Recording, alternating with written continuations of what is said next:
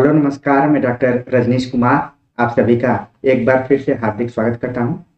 आज के video lecture में हम बात करेंगे मध्य प्रदेश लोक सेवा आयोग से निकली हुई भर्ती जो कि असिस्टेंट प्रोफेसर परीक्षा 2022 है। इस पर हमने छोटा सा एक वीडियो लेक्चर बनाया हुआ था परीक्षा योजना को लेकर कि कितने नंबर का ये पेपर होने वाला है और कितने प्रश्न पत्र हैं, क्योंकि इस बार मध्य प्रदेश लोक सेवा आयोग ने इस परीक्षा के पैटर्न में और सिलेबस में कुछ बदलाव किया था, तो उस पर हम विस्तार से बातचीत नहीं कर पाए थे। लेकिन आज हम इस वीडियो में बात करेंगे कि जो परीक्षा योजना दी गई है ये 3 भागों में बांटा गया है। इसको पहला भाग है अंक योजना, ठीक है, कि अंक योजना क्या है जिस पर कि हमने बात कर लिया है। दूसरा है प्रश्न पत्र योजना, कि प्रश्न पत्र किस टाइप से बनाया जाएगा और उसका क्या क्या है, कितने नंबर पर आपको क्वालिफाई होना है, बाकी चीजों पर हम बात करेंगे। और तीसरा है चयन प्रक्रिया, ठीक है। ये 3 महत्वपूर्ण पॉइंट हैं परीक्षा देने से पहले के, तो इसको जानना बहुत जरूरी है। बाकी क्रमशः हम इस परीक्षा की तैयारी पर आगे बातचीत करते रहेंगे। तो आप देख रहे हैं कि अंक योजना जो यहाँ पर दिया गया है इसमें कुल 2 प्रश्न पत्र होंगे। प्रथम प्रश्न पत्र में मध्य प्रदेश राष्ट्रीय एवं अंतर्राष्ट्रीय स्तर का सामान्य ज्ञान तथा कंप्यूटर आधारभूत ज्ञान आपको जरूरी है। ऐसे प्रश्नों की संख्या कुल 50 होगी, 200 नंबर के पूरे प्रश्न पत्र होंगे, 1 घंटा की अवधि होगी, ठीक है। द्वितीय प्रश्न पत्र जिसमें विषय संबंधित परीक्षा होगी, यानी कि जिस विषय से आप असिस्टेंट प्रोफेसर बनना चाहते हैं उस विषय से परीक्षा होगी, जिसमें प्रश्नों की संख्या कुल 150 होगी और पूर्णांक 600 अंकों का होगा और ये 3 घंटे का एग्जाम होगा। तो टोटल आप देख रहे हैं कि 4 घंटे के आसपास में इस एग्जाम में आपको बैठना पड़ेगा। तो एक तरीके से मैराथन पारी यहाँ पर आपको खेलना पड़ेगा। टोटल 200 प्रश्न हैं, कुल 800 अंकों के हैं। और यहाँ पर इंटरव्यू जो तीसरा पॉइंट आपको दिख रहा है, जिसको कि यहाँ पर बहुत ज्यादा अच्छे से इंडिकेट नहीं किया गया, फिर भी आप देखिए कि तीसरा जो महत्वपूर्ण पॉइंट है साक्षात्कार है आपका 100 नंबर का। बहुत ये निर्धारित करेगा इसे वैकेंसी को कंप्लीट होने में, और जो भी परीक्षार्थी इसमें नौकरी पाएगा उसके लिए बहुत ही इंपॉर्टेंट रोल निभाने वाला। इस तरीके से अब तक के हिंदी पट्टी में सबसे ज्यादा अंकों की परीक्षा अगर कोई असिस्टेंट प्रोफेसर की करवा रहा है तो वो मध्य प्रदेश लोक सेवा आयोग, जिसको कि हम MPPSC भी कहते हैं। तो ये तो अंक योजना थी जिसको कि आपको ध्यान में रखना है। अब हम क्रमशः बात करेंगे कि जो सबसे महत्वपूर्ण है प्रश्न पत्र योजना, क्योंकि इसको समझना बहुत जरूरी है।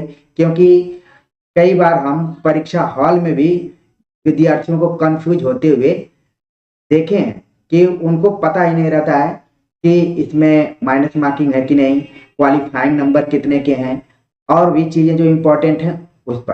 क्योंकि ज्यादातर विद्यार्थियों को यही दिमाग में आता है कि क्वालिफाइंग नंबर कितने के हो सकते हैं, और दूसरा है कि माइनस मार्किंग है कि नहीं। इस पर हम बात करेंगे, क्रमशः बात करेंगे, आप ध्यान से सुनिएगा। प्रश्न पत्र योजना में भी लगभग कुल 8 बिंदुओं को बताया गया है, जिसमें पहला बिंदु है परीक्षा का आयोजन 2 सत्रों में होगा। आपको ध्यान में रखना है कि MPPSC असिस्टेंट प्रोफेसर एग्जाम 2 सत्रों में होगा। जैसे UGC नेट का एग्जाम 2 सत्रों में होता है, वैसे इसका भी 2 सत्रों में होगा, मॉर्निंग शिफ्ट में और इवनिंग शिफ्ट में। तो आपको ध्यान रखना है। प्रश्न पत्र की विषय वस्तु, दूसरा पॉइंट है प्रथम प्रश्न पत्र की विषय वस्तु, जिसमें कि मध्य प्रदेश राष्ट्रीय एवं अंतर्राष्ट्रीय स्तर का सामान्य ज्ञान तथा कंप्यूटर का आधारभूत ज्ञान से संबंधित 50 प्रश्न होंगे, जिसकी की चर्चा हम ऊपर कर चुके हैं। द्वितीय प्रश्न पत्र में विषय से संबंधित प्रश्न पत्र में 150 प्रश्न होंगे। इस प्रकार दोनों प्रश्न पत्र में कुल 200 प्रश्न होंगे, जिसकी की चर्चा हमने ऊपर कर लिया।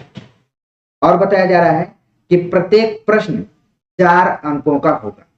इस प्रकार दोनों प्रश्न पत्रों का पूर्णांक 800 अंकों का होगा। तो यानी जो दूसरा पॉइंट है, हम जो अंक योजना में आप सभी को बताएं उसी से रिलेटेड है। पूरा आपको ध्यान में रखना है कि कुल 150 क्वेश्चन आएंगे और हर प्रश्न आपके 4 नंबर के होंगे। टोटल आप देख रहे हैं कि बल्कि 150 क्वेश्चन नहीं, बल्कि आप देख रहे हैं कि 50 पहले प्रश्न पत्र से और 150 दूसरे से, यानी टोटल 200 क्वेश्चन है और 200 क्वेश्चन 800 अंकों के होंगे। तो ये चीज अपने दिमाग में आपको रख लेना है।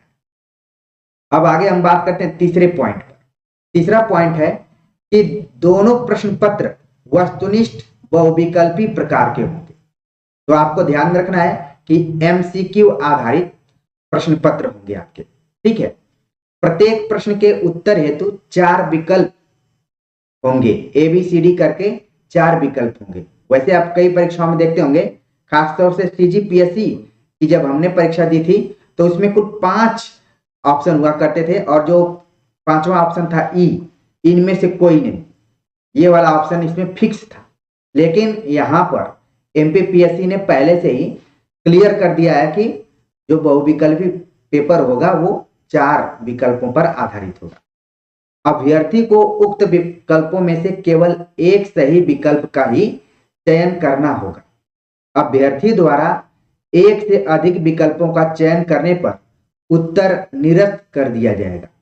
जैसे कई बार रंगने में गलती हो जाती है, तो आप पता चला कि सही आंसर रंगना चाह रहे थे और क्योंकि ओमार सीट है, इस तरीके से आपके दिमाग में एक चीज और आने लगी होगी, क्या ये परीक्षा ऑनलाइन नहीं होगी? बिल्कुल नहीं, ऑनलाइन ये पेपर नहीं होगा। आपको बुकलेट पर ओमार सीट मिलेगी, उस पर आधारित ये पेपर है जिसकी की आगे चर्चा होगी। तो अगर एक से अधिक आपने गोले को रंग दिया तो आपका उत्तर निरस्त माना जाएगा। इसको आपको ध्यान में रखना है। इसका मतलब है कि आपको अच्छे से प्रैक्टिस करके जाना है और जल्दीबाजी में नहीं रहना है। चौथा पॉइंट है, प्रथम प्रश्न पत्र की अवधि 1 घंटे की होगी। इस प्रश्न पत्र में 50 प्रश्न वस्तुनिष्ठ प्रकार के होंगे। प्रत्येक प्रश्न 4 अंकों का होगा। फिर से वही बात एक तरीके से रिपीट हो रही है। द्वितीय प्रश्न पत्र की अवधि 3 घंटे की होगी। द्वितीय प्रश्न पत्र में संबंधित विषय के 150 प्रश्न वस्तुनिष्ठ प्रकार के होंगे तथा प्रत्येक प्रश्न 4 अंकों का होगा। इस प्रकार लिखित परीक्षा की मेरिट दोनों प्रश्न पत्रों के प्राप्तांकों को जोड़कर बनेगी। तो अभी जो हमारे विद्यार्थी मेरे साथ जुड़े हुए हैं और उनको लग रहा था कि आगे अभी अच्छी जानकारी मिलेगी, तो बिल्कुल सही आप लोग जुड़े हुए हैं, क्योंकि जो भी चीज हम लेकर आते हैं कोई इस तरीके से आपको टू द पॉइंट बताने का प्रयास करते हैं, आपका समय का ध्यान रखते हुए। अब देखिए चौथे पॉइंट में बताया गया कि प्रश्न पत्र की अवधि प्रथम की कितनी होगी, द्वितीय की कितनी होगी, लेकिन अंत में बताया जा रहा है कि जो मेरिट बनेगी लिखित परीक्षा की, दोनों प्रश्न पत्रों के प्राप्तांकों को जोड़कर बनेगी। इसलिए अपने दिमाग में आपको ये चीज बैठा के चलना है कि पहला और दूसरा प्रश्न पत्र दोनों आपके लिए बहुत ही इंपॉर्टेंट है। दोनों को आपको बराबर अध्ययन करना पड़ेगा, बराबर महत्व देना पड़ेगा, क्योंकि जो मेरिट बनेगी इन दोनों प्रश्न पत्रों को जोड़कर, जो भी आपने प्राप्तांक, जो भी आपके मार्क्स बनेंगे जोड़कर बनेंगे। इसलिए आपको कंफ्यूज नहीं होना है कि कोई प्रश्न पत्र इसमें क्वालिफाई है, कोई क्या है, ठीक है। दोनों का नंबर आपके लिए इंपॉर्टेंट है, महत्वपूर्ण है। तो अब क्लियर हो गया होगा। 5वां पॉइंट है, दोनों ही प्रश्न पत्रों में पृथक पृथक 40% अंक प्राप्त करना अनिवार्य होगा। बहुत ही इंपॉर्टेंट ये फैक्ट्स हैं, यहाँ पर आपको ध्यान रखने की जरूरत है। आप तमाम तैयारियां कर कर जाएंगे, अगर इसको आप नहीं ध्यान रखेंगे तो आपकी हो सकती है कि तैयारी पर पानी भी फिर जाए। इसलिए आपको बिल्कुल ध्यान में रखना है कि दोनों ही प्रश्न पत्रों में अलग अलग, ध्यान में रखिए कि पहले प्रश्न पत्र में भी 40% आपको लाना है और दूसरे प्रश्न पत्र में भी 40% लाना है, अलग अलग लाना है। क्योंकि परीक्षा हॉल पर, क्योंकि मैं जब परीक्षा देने गया था CGPSC का, तो वहां पर लिखा गया था कि 33% आपको नंबर लाना है तभी पास हो पाएंगे, और वो दोनों प्रश्न पत्रों में था, मतलब कंबाइंड था। लेकिन आप MPPSC में देख रहे हैं कि यहां पर क्लियर कर दिया गया है कि पृथक पृथक 40% अंक प्राप्त करना अनिवार्य होगा। तो इसको बिल्कुल ध्यान में रखिए, क्योंकि आपके जब ध्यान में रहेगा तो आप उसी हिसाब से तैयारी करेंगे, उसी हिसाब से अपनी रणनीति बनाएंगे, फिर आगे क्रमशः बढ़ते जाएंगे। बाद में पता चला कि आपने इसको नहीं ध्यान में रखा, हल्के में आपने लिया, तो फिर दिक्कत में फंस जाएंगे। क्योंकि परीक्षा केंद्र पर सभी विद्यार्थी कंफ्यूज रहते हैं, कोई किसी को ठीक से सही जानकारी दे भी सकता है तो विश्वास नहीं होता। इसलिए खुद आप यहाँ पर देखिए और पढ़िए कि दोनों ही प्रश्न पत्रों में पृथक पृथक 40% अंक प्राप्त करना अनिवार्य होगा। मध्य प्रदेश के अधिसूचित अनुसूचित जाति SC, ST तथा OBC, आर्थिक रूप से कमजोर EWS और PH श्रेणी के आवेदकों को परीक्षा में उत्तीर्ण हेतु 10% अंकों की छूट दी जाएगी। तो आप देख रहे हैं कि जनरल कैटेगरी में आपको 40% लाना जरूरी है, UR कैटेगरी में 40%, 40% और कैटेगरी में छूट दी गई है 10% की छूट दी गई है। यानी कि अलग अलग प्रश्न पत्रों में, प्रत्येक प्रश्न पत्र में अलग अलग न्यूनतम 30% अंक प्राप्त करना अनिवार्य है।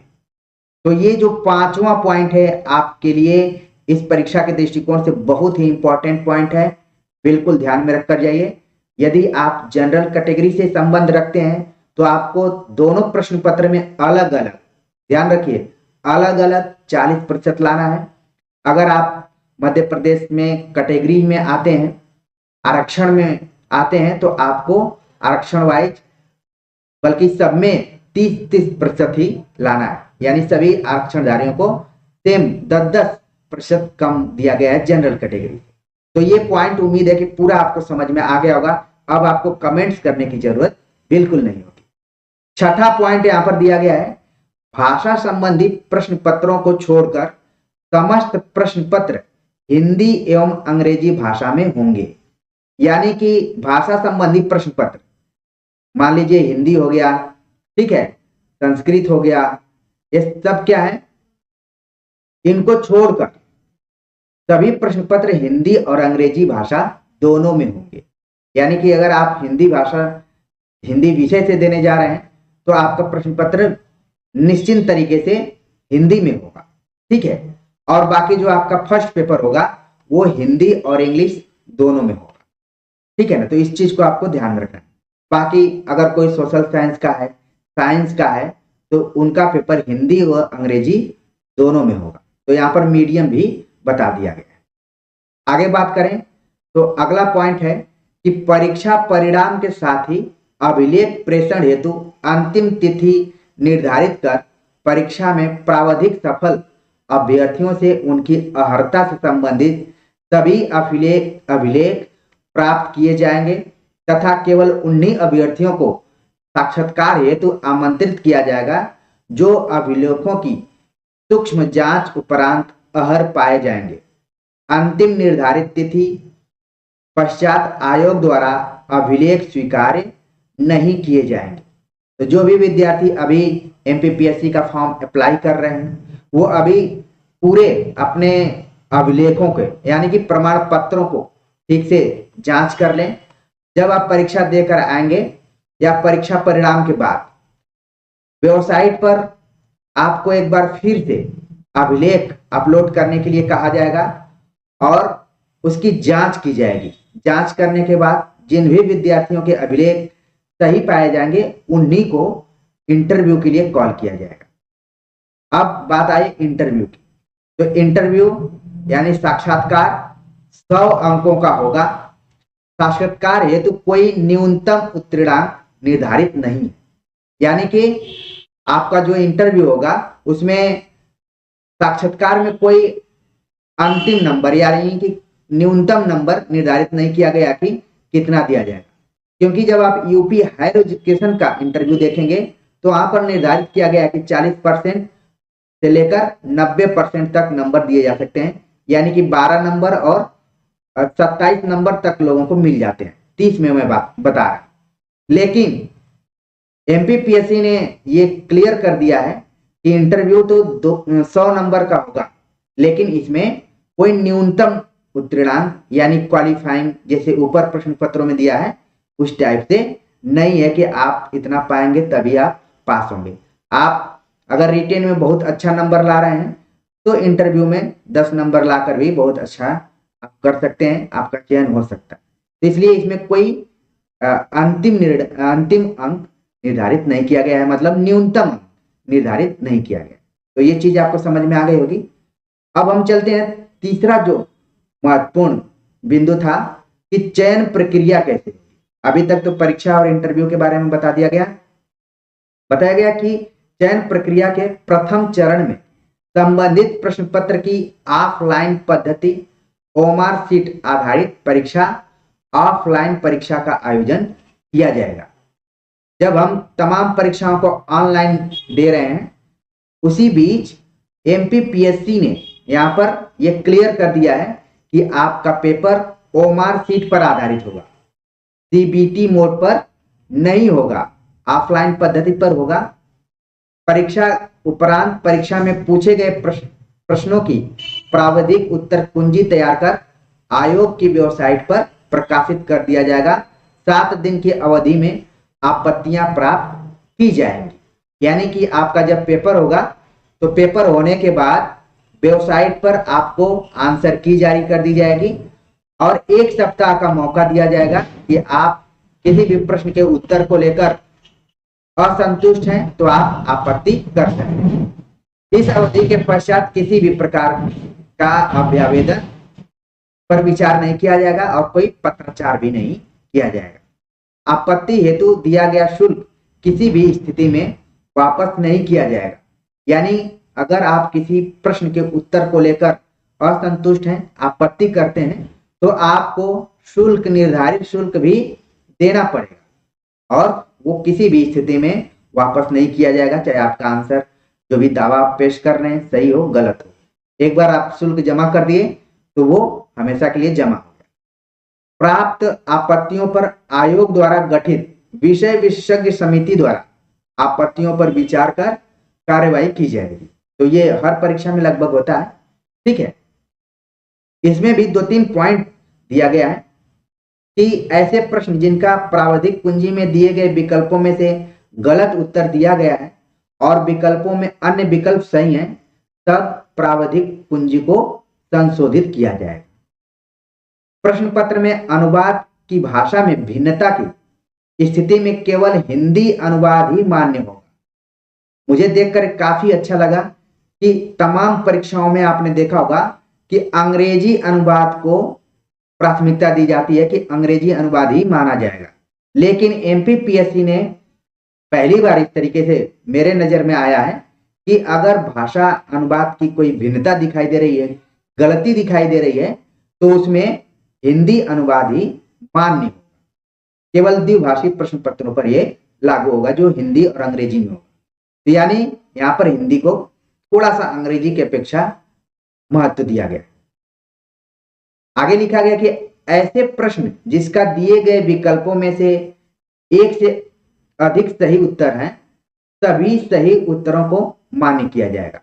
अगर ऐसे प्रश्न जिसका दिए गए विकल्पों में एक से अधिक सही उत्तर दिखे जा रहे हैं, तो इसका मतलब है कि वो सबको नंबर दे दिया, सभी सही उत्तरों को मान्य किया जाएगा। यानी कि मान लीजिए ए और बी दोनों सही हैं तो दोनों दिया जाएगा। ये नहीं है कि इस क्वेश्चन को हटा दिया जाए, ऐसा नहीं होगा।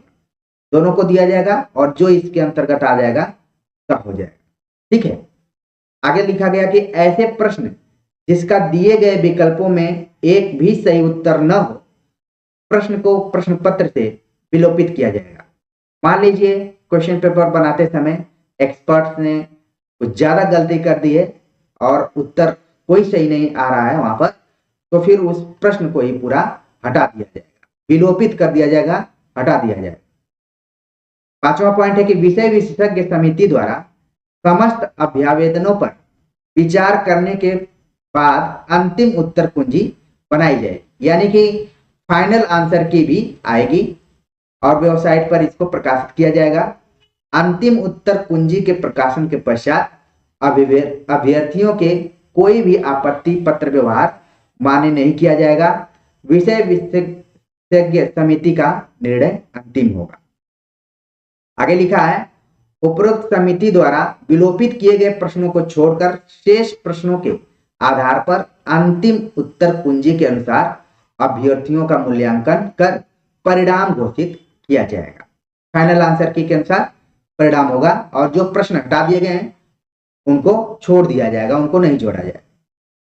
फिर इसके बाद यहाँ पर तीसरा पॉइंट है कि परीक्षा में प्राप्तांक के गुणानुक्रम के आधार पर विभिन्न प्रवर्गों हेतु विज्ञापित रिक्तियों के अधिकतम 3 गुना तथा समान अंक प्राप्त करने वाले अभ्यर्थियों को साक्षात्कार में अभिलेख प्रस्तुत करने हेतु प्राविधिक सफल घोषित किया जाएगा।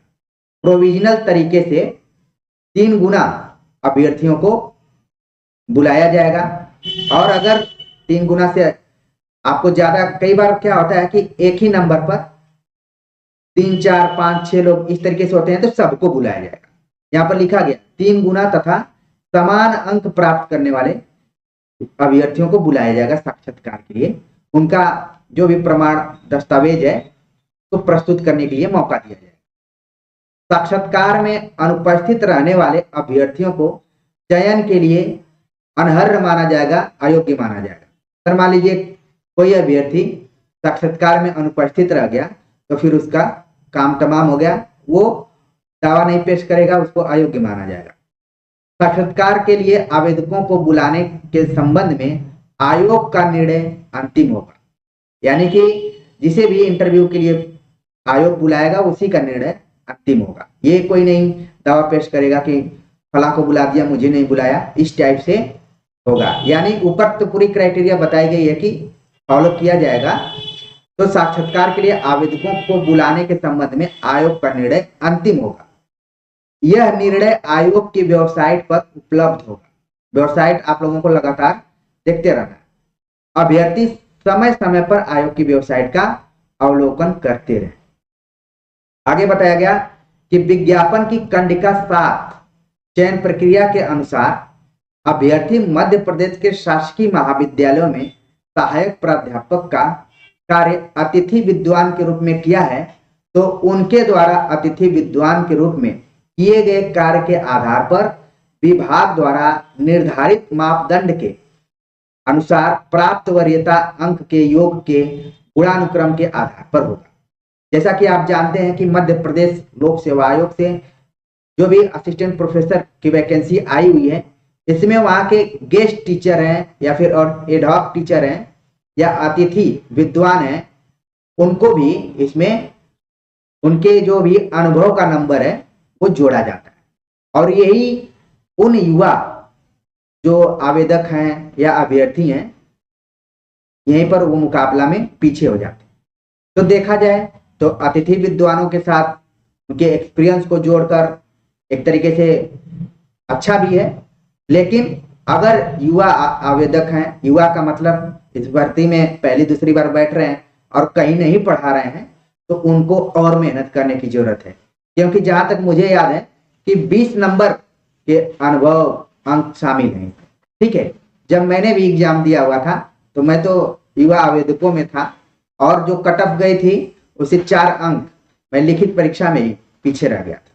ठीक है, क्योंकि इनके 20 अंक जब जोड़ दिए जाएंगे तो आपके नंबर बहुत इनके सामने कम दिखेंगे, क्योंकि पेपर का लेवल भी बड़ा सतही तौर का था। आपने देखा होगा, अगर नहीं देखा है तो चैनल पर अपलोड है, जाकर जरूर देखिएगा। ठीक है, और यहाँ पर बताया गया कि आयोग की परीक्षा प्रणाली में पुनर्मूल्यांकन पुनर्गणना का कोई प्रावधान नहीं है। अगर आप चाहते हैं कि आप अपने उत्तर पुस्तिका की पुनर्जांच करवाएं, पुनर्मूल्यांकन कराएं, तो इसका कोई यहाँ पर व्यवस्था नहीं है, प्रावधान नहीं है।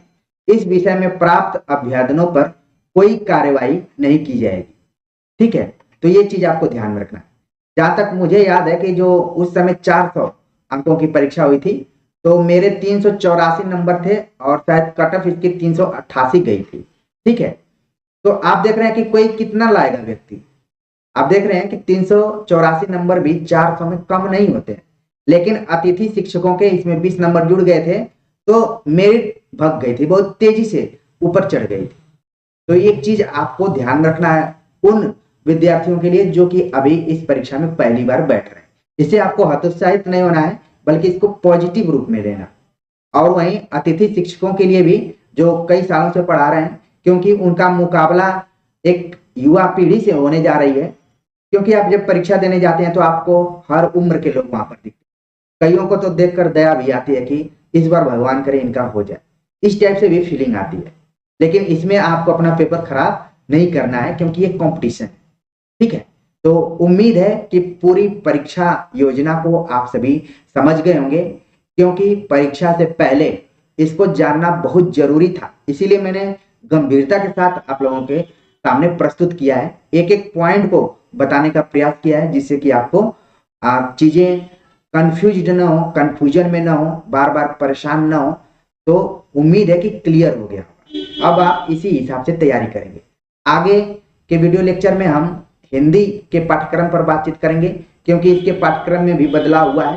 तो एक चीज आप अपने दिमाग में से निकाल दीजिए कि मार्केट में कोई पुस्तक होगी जिसको पढ़कर आप निकाल लेंगे, क्योंकि अभी तो 15-20 दिन 25 दिन पहले नया पाठ्यक्रम आया है। तो कितनी तेजी से पाठ्यक्रम के अनुसार किताब निकलेगी ये मैं नहीं कर सकता। इसलिए इस चैनल पर जितनी भी चीजें अपलोड की गई हैं, आप अपने पाठ्यक्रम के अनुसार उनको देखिए। और बार बार गन्ने का अगर रस आपने पिया होगा तो वहां पर मशीन के सामने आप खड़े रहते हैं तो आप देखते हैं कि जूस वाला एक से अधिक बार गन्ने को मशीन में डालता है और पूरा उसको निचोड़ लेता है। इस प्रक्रिया को जरूर आप देखिए, इसको लागू करिए अपने पढ़ाई के दौरान। ये नहीं है कि कोई किताब एक बार आप पढ़ लिए, कोई वीडियो एक बार देख लिए, या फिर प्रैक्टिस सेट एक बार देख लिए तो वो चीज आपको याद हो गई या फिर समझ में आ गई। आप उसी गन्ने की तरह कई बार उसको निचोड़ने का प्रयास कीजिए। निश्चित तौर पर आपका जो परिणाम होगा वो मीठा होगा। तो उम्मीद है कि मेरी हर बात को आप सभी समझ रहे होंगे, क्योंकि मैं प्रतियोगी छात्रों का अच्छे से दर्द समझता हूं, क्योंकि हमने भी बहुत संघर्ष किया। तो मिलते हैं पाठ्यक्रम के साथ, तब तक के लिए नमस्कार।